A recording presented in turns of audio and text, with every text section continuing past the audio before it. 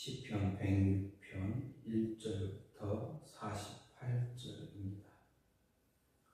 할렐루야. 여호와께 감사하라. 그는 선하시며 그 인자하심이 영원하미로다. 누가 능히 여호와의 권능을 다 말하며 주께서 받으실 찬양을 다 선포하랴.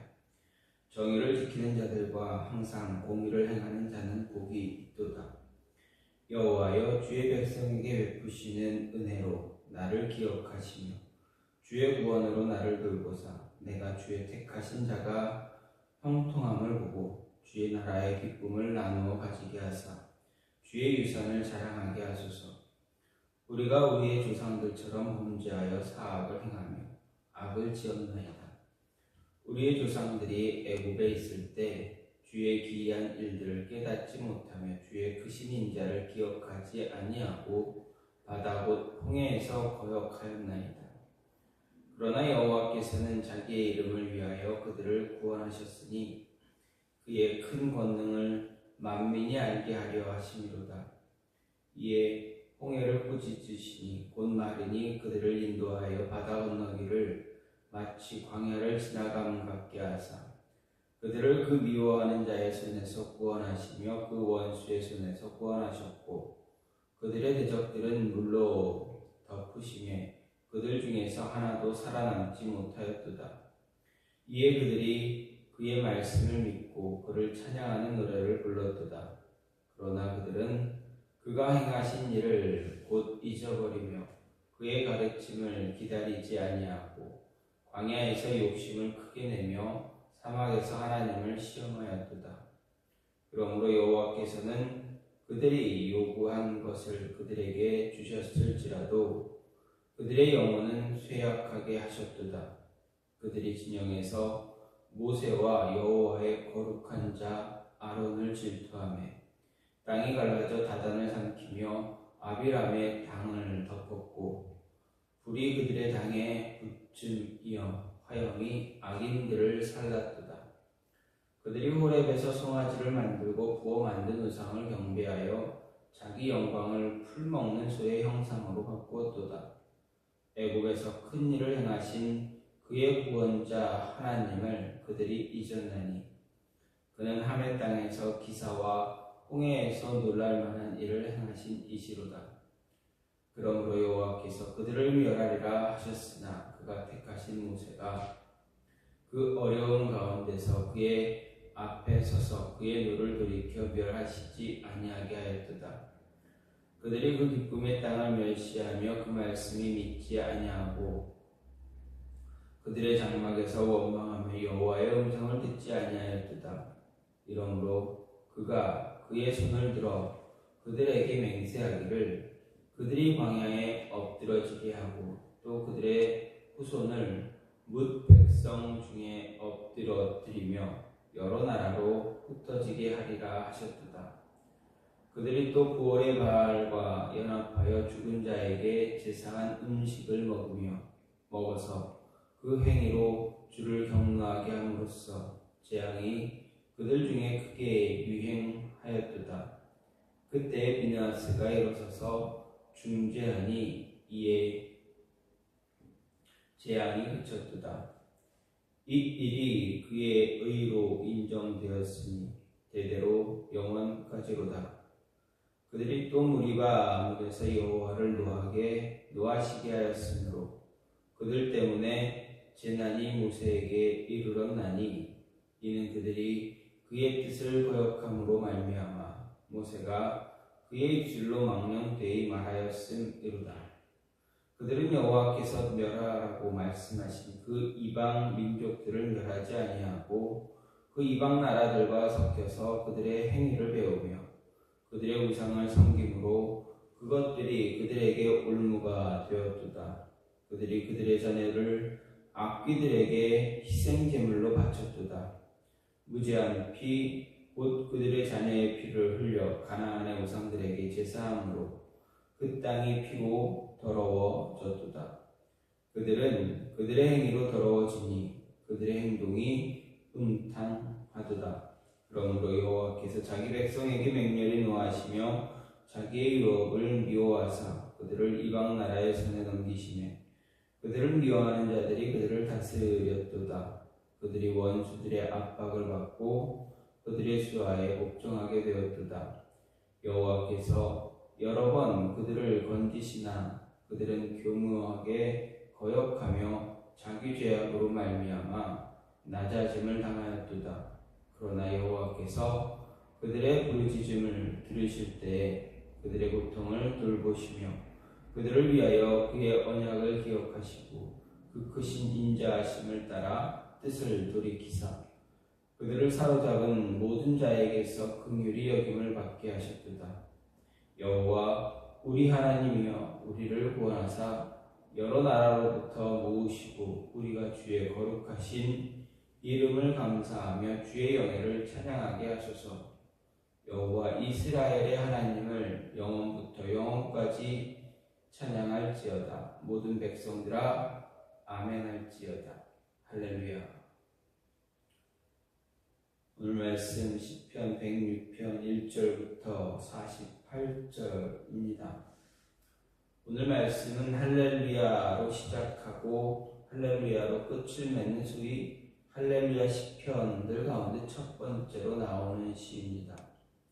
이전에 104편, 105편도 할렐루야로 시작도 하고 끝을 맺기는 하지만 할렐루야로 시작하고 끝을 맺는 시는 106편 오늘 말씀이 처음입니다. 이런 오늘 말씀은 이스라엘 역사 속에서 나타난 하나님의 사랑 그리고 은총을 노래하는 시입니다. 시편에는 이렇게 이스라엘의 역사를 회고하는 형식의 역사시가 78편, 105편, 106편 등 3편이 수록되어 있습니다. 이 가운데서 78편은 이스라엘의 형성기인 이스라엘의 출애굽 당시로부터 다윗의 통치에 이르기까지의 역사를 돌아보고 이스라엘 백성들과 그 후손들에게 영적 각성과 교훈을 주어서 그들의 선조들과 동일한 실수를 반복하지 않게 하기 위한 목적을 갖고 있습니다.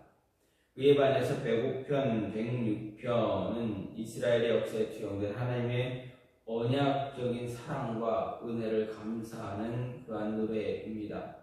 특히 105편, 106편은 내용과 형식이 유사해서 쌍둥이시다라고 불리기도 하는데 그 중에서 105편은 하나님께서 이스라엘의 뿌리라고 할 수 있는 아브라함, 이삭, 야곱 이 세 족장들과 맺은 언약에 따라 이스라엘을 출애굽시켜 가나안 땅에 정착하게 하신 하나님의 신실하심을 근거로 해서 지은 찬양하는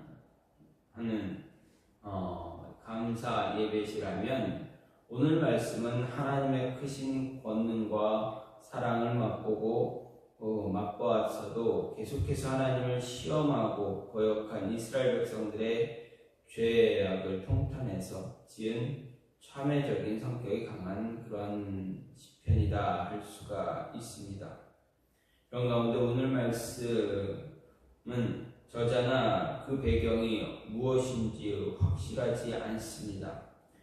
105편의 1절부터 16절이 다윗이 오베데돔의 집에서 있던 언약궤를 예루살렘으로 같이 옮겨서 안치할 때 다윗이 지은 노래 가운데 그 일부가 일치하는 것처럼 오늘 말씀도 1절, 47절, 48절의 내용이 역대상 16장의 내용과 일치하고 있습니다. 그래서 일부의 사람들은 105편과 오늘 106편을 다윗의 시다라고 보고 있지만 그 내용 가운데 41절 이하의 내용은 본시가 바벨론 포로와 깊은 관계가 있음을 보여주기에 한 익명의 시인이 바벨론 포로 상황에서 이스라엘의 회복을 바라보며 지었다라고 보는 것이 더 합당하다라고 할 수가 있습니다. 어쨌든 이런 오늘 말씀을 보면서 오늘 말씀을 나누어 보면 생각해 보면 먼저 1절부터 6절은 이스라엘의 구원설을 주도해온 하나님의 인자하심에 대해 이스라엘의 찬양을 노래하며 촉구하며 하나님의 은혜에 자신들을 참여시켜 주기를 간구하는 동시에 현재 자신들이 하나님의 은혜에서 벗어나 있게 된 원인으로서 자신들의 죄를 고백하고 있는 그런 내용입니다. 그리고 7절부터 46절은 이스라엘에 대한 하나님의 구원사를 그 시기별로 돌아보고 있습니다. 특별히 시인은 여기서 이스라엘의 불순종, 하나님의 신실하심을 대비하면서 이스라엘의 죄를 사하시고 구원하신 하나님을 노래하고 있다 할 수 있습니다. 그리고 마지막으로 47절부터 48절은 자신들 곧 바벨론 포로 시대의 구원을 간구하고 이스라엘을 향해 하나님의 찬양하라 노래 이야기하고 있습니다. 이런 가운데 오늘 말씀을 통해서 보면서 생각해 볼 수 있는 것은 우리는 하나님을 향한 뜨겁고 간절한 찬양을 향한 그러한 열망을 가져야 한다라는 것입니다. 2절에서 시인은 누가 능히 여호와의 권능을 다 말하며 주께서 받으실 찬양을 다 선포하랴 이렇게 노래합니다. 이것은 인간의 언어와 표현으로는 하나님을 완벽하게 표현할 수 없다라는 말입니다. 이 고백의 내용이 말하는 것은 문자적으로는 누구도 하나님의 권능을 온전히 증거할 수 없고 하나님의 영예로우심을 완벽하게 드러낼 수 없다라는 말입니다. 세상에 누가 나서서 아무리 많은 말을 하고 아무리 깊이 묵상하고 연구해서 말한다 할지라도 하나님을 온전히 찬양하기에는 역부족이다라는 의미입니다. 하지만 오늘 말씀의 표현에서는 이면적으로 하나님을 향해 더 온전한 찬양을 돌리고자 하는 시인의 열정이 들어있음을 볼 수가 있습니다.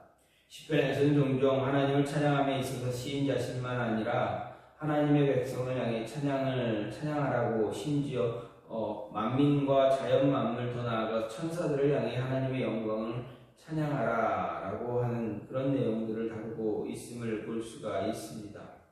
이것은 하나님을 찬양하고자 하는 시인 자신의 열의가 얼마나 강한 것인지 보여주는 것이기도 하지만 자신 스스로만 하나님을 찬양하는 것이 너무나 부족하다 느낀 나머지 더 온전한 찬양, 더 영광스러운 찬양을 올리고자 하는 열망을 표현한 것이라 할 수도 있습니다. 이런 시인의 찬양의 열망과 긴밀하게 연관된 좋은 일화를 보게 되는데 일찍이 모라비아 교도의 지도자인 피터 벨러스는 찰스 웨슬리를 만나 말하기를 형제여 만일 내게 입이 10,000개 있다면 그 입으로 다 하나님을 찬송하겠소 라고 했습니다.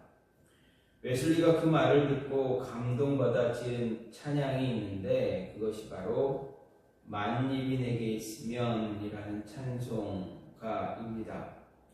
이 찬송의 가사를 보면 만입이 내게 있으면 그 입 닫아지고 내 구주 주신 은총을 늘 찬송하겠네 라는 그런 가사가 있습니다. 정말 은혜를 아는 사람이라면 이와 같은 고백을 할 수밖에 없다라는 것입니다. 만입을 가지고 하나님께서 주신 은혜를 아는 자라면 만입을 가지고 하나님께서 주신 은혜를 찬송하면서도 더 찬송을 드리지 못내 아쉽고 죄송한 마음을 갖게 되는 것입니다. 그래서 입술로만 찬양하는 것이 아니라 손과 발을 통해 하나님께 영광 돌리며 또 한순간만이 아니라 일생을 바쳐 주께 봉사하게 됩니다. 또한 나만 찬양하는 것으로 만족할 수 없어서 이웃에게 나아가 전도함으로써 함께 하나님을 찬양하게 합니다. 우리 모두 이런 마음을 가져야 합니다. 하나님을 온몸과 마음으로 찬양하지만 그것으로도 부족해서 세상 만민과 온 우주 만물과 더불어 하나님을 찬양하기를 원하고 자기가 지닌 그 입 하나만 가지고 찬양하기가 못내 아쉬워 만입이 내게 있으면 그 입 다 가지고 우리 구원의 하나님을 향해 노래하고자 하는 그런 열정이 있어야 한다라는 것입니다. 하늘을 두리마리 삼고 바다를 먹물 삼아도 하나님의 사랑을 다 기록 못하겠다라고 고백하는 감격과 감사 그리고 찬양에 대한 열망이 우리 안에 있어야 한다라는 것입니다. 또 한 가지는 복된 자는 자신을 위해 살지 않고 하나님과 이웃을 살아간다라는 말씀입니다. 3절은 복에 관한 말씀입니다. 보다 구체적으로 말하자면 어떻게 사는 것이 행복한 삶인가에 관한 이야기입니다. 특별히 우리가 살아가는 세상에서 행복한 삶을 살기 위해 필요한 것 여러 가지로 제시합니다.